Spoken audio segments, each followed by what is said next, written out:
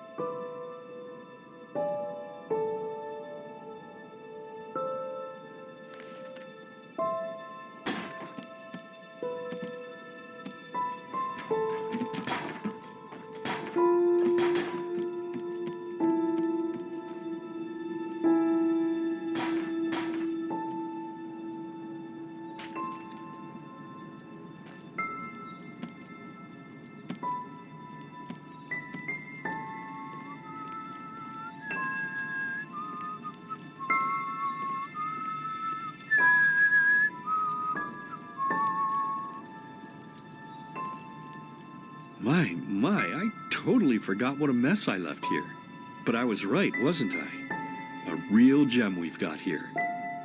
Well then, let's waste no more time and get to it, shall we? What? Now would you look at that? I totally forgot about them. They're dead, don't you remember? You murdered them back then, both of them. But hey, no use crying over spilled milk, right? At least this means there's more meat for the two of us. You still remember how to do this, right? First, off with the skin. Slice up the belly, then out with the entrails. I'll look for a nice sharp knife in the meantime to cut off the head. I don't think either of us wants to eat that, do we?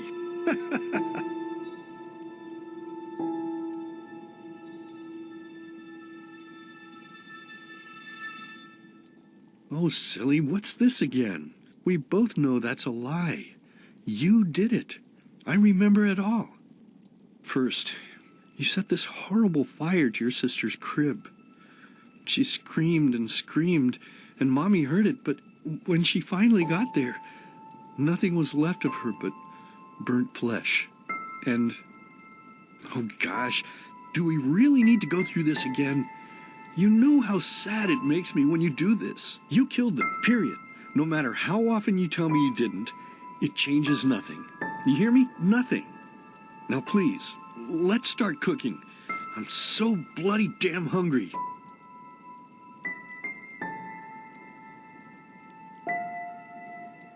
Oh, by the Creator's name, why are you telling these lies? Isn't it enough that you murdered us? Do you really have to bother me over and over with your stupid, pathetic, and pointless whining? You know, sometimes I wish the Creator would have made me just a little less merciful. Just a little less pious.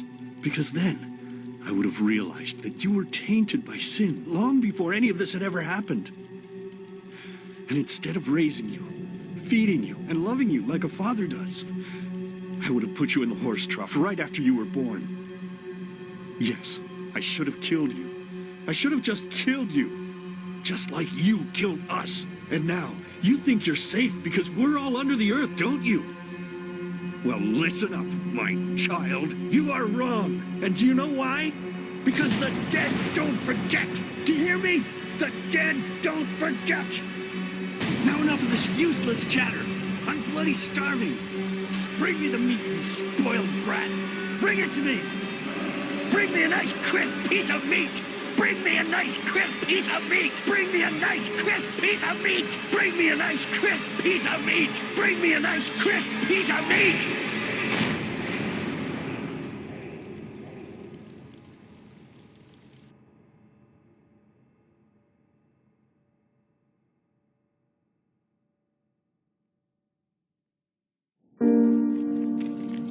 Let's begin with a question.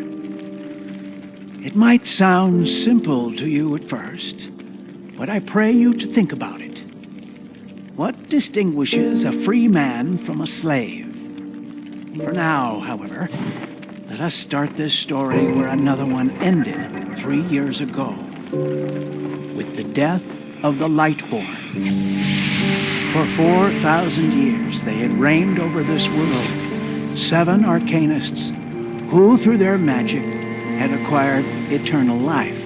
In a time of chaos, they gave mankind what they thought it needed most, to be ruled over with an ironclad but fair hand. Within just 1 century, they united the shattered lands, and a single century later, their human origin was forgotten.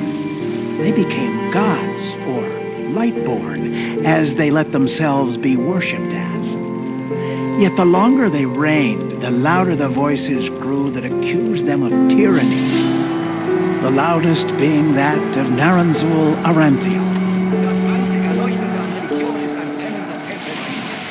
And he succeeded in achieving what was once thought impossible. He gathered an army, overturned the Lightborn, and gave back freedom to mankind. However, the price for this was high, because where there are gaps of power, fights erupt. As such, this world grew into what it is today, shattered, riven, and broken into pieces.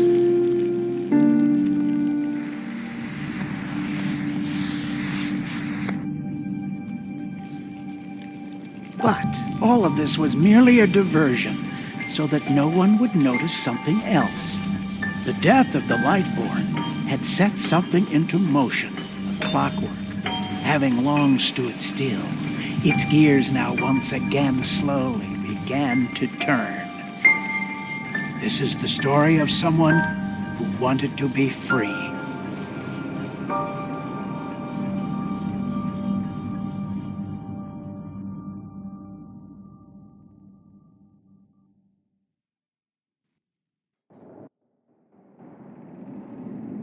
Hey, quiet, damn it. You want to wake up the entire ship or what?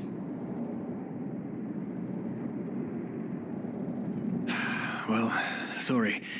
That was a bit harsh. I'm just nervous, that's all. It was that dream again, wasn't it? Uh-huh. Seriously, if we had a penny for every night since we met where you woke up screaming, we'd probably be traveling to Enderal in our own starship and... well, not like this. Some things never change, I guess. Do you ever ask yourself if maybe you blame yourself for all of this?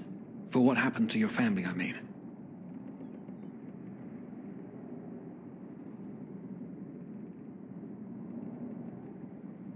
As determined as ever. I guess you're right. But who knows? Maybe everything is going to be different now. It's strange, isn't it? The way life sometimes goes. Now, if you had told me that a few weeks ago, I would have at the very least called you insane. But if the stories are true, there's no better place for a fresh start. Can you believe it? Apparently there aren't even any slaves on Enderal. It's amazing. Only this whole blind passenger thing is making my head ache.